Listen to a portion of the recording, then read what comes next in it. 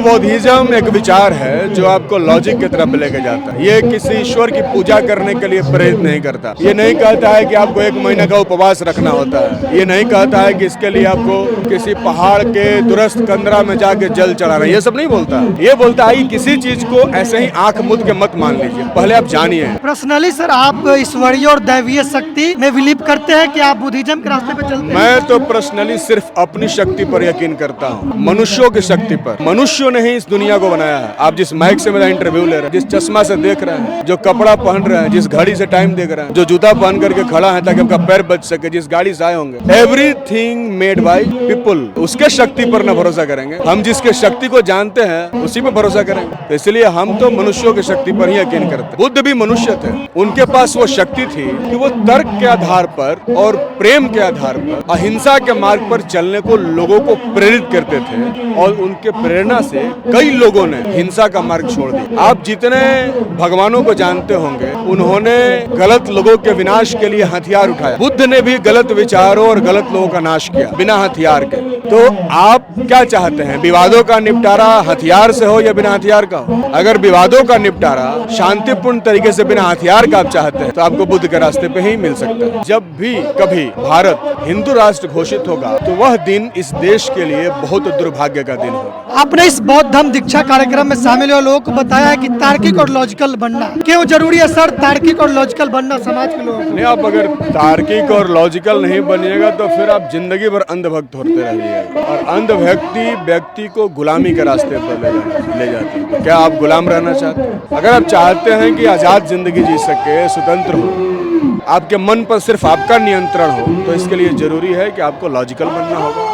इसके लिए जरूरी है कि आपको साइंस पर यकीन करना होगा। आपने कहा है कि बिहार में अगर कोई मनुस्मृति पर हमला करे या उसको खत्म करने की कोशिश कर रहा है, वो है हम। आप अपना नाम बताएं, क्यों उसे मनुस्मृति? नहीं, मनुस्मृति की जो अवधारणा है वह जाति के नाम पर समाज को बांटने का काम करता है। कुछ जातियों को उसने स्पेशल प्रिविलेज दे रखा है, और कुछ जातियों को उनका सेवक बना के रखा है, अछूत बना के रखा है, जिसके वजह से दुनिया भर में मनुष्यों का एक बड़ा हिस्सा जो बहुत आगे काम कर सकता था, उसके दिमाग को बंद कर दिया गया, उससे कोई काम ही नहीं लिया गया, जिससे हमारा भी नुकसान हुआ, पूरे समाज का और पूरे देश का नुकसान। हम लोग मानते हैं कि मनुष्य जो है वो एक है। जाति, धर्म, भाषा, लिंग के आधार पर किसी को छोटा और बड़ा नहीं जाना चाहिए, और जो शास्त्र, जो ग्रंथ जाति, धर्म, भाषा और लिंग के आधार पर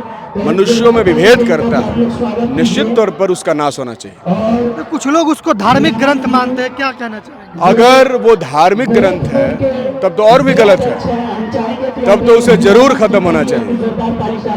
आज जो बौद्ध धम्म दीक्षा कार्यक्रम हो रहा है, इसको कैसे देखते हैं? क्या लोगों को बौद्ध बनना चाहिए? क्योंकि बाबा साहब डॉक्टर अम्बेडकर ने 14 अक्टूबर 1956 को बुद्धिज्म को अपनाया था, तो कितना जरूरी हो गया लोगों के लिए? देखिए, बौद्धिज्म एक विचार है जो आपको लॉजिक की तरफ लेके जाता है। ये किसी ईश्वर की पूजा करने के लिए प्रेरित नहीं करता।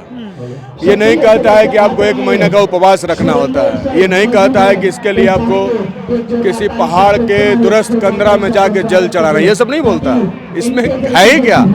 ये बोलता है कि किसी चीज को ऐसे ही आंख मूंद के मत मान लीजिए, पहले आप जानिए।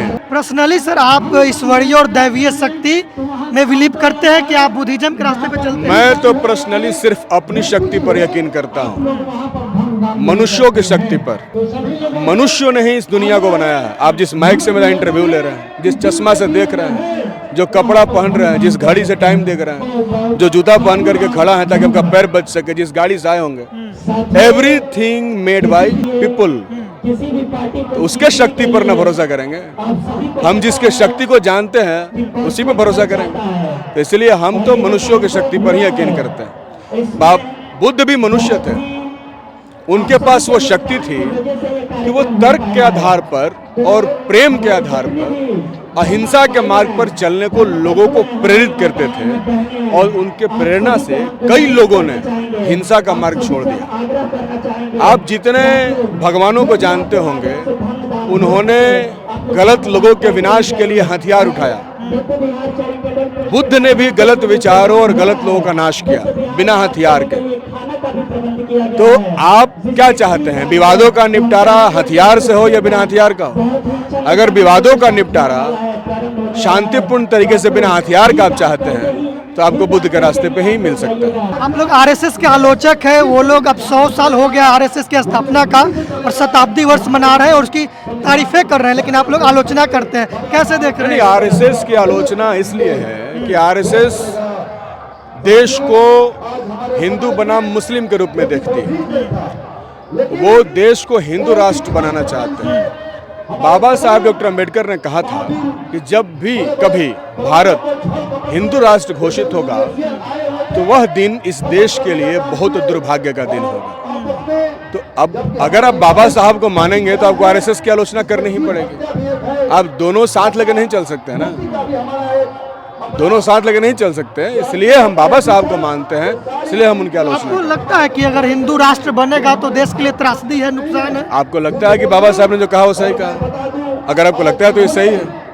बाबा साहब तो हमसे बड़े विचारक थे, तो जब उन्होंने कहा है डेफिनेटली सही बात है। चाहिए कि कैसे एक्सप्लेन? मैं बाबा साहब के विचारों को कोट करने की क्षमता नहीं रखता। बाबा साहब ने जो लिखा, अभी मेरी औकात इतनी नहीं है कि मैं उसकी समीक्षा कर सकूं। मैं तो यही जानता हूं कि उन्होंने जो भी लिखा है वो बिल्कुल वैज्ञानिक चेतना से लैस होकर के लिखा है और वो सब हमारे जीवन पर इम्प्लीमेंट होता है। आप समर्थक नहीं है हिंदू राष्ट्र के? बिल्कुल नहीं, क्यों रहेंगे हम? आप हैं?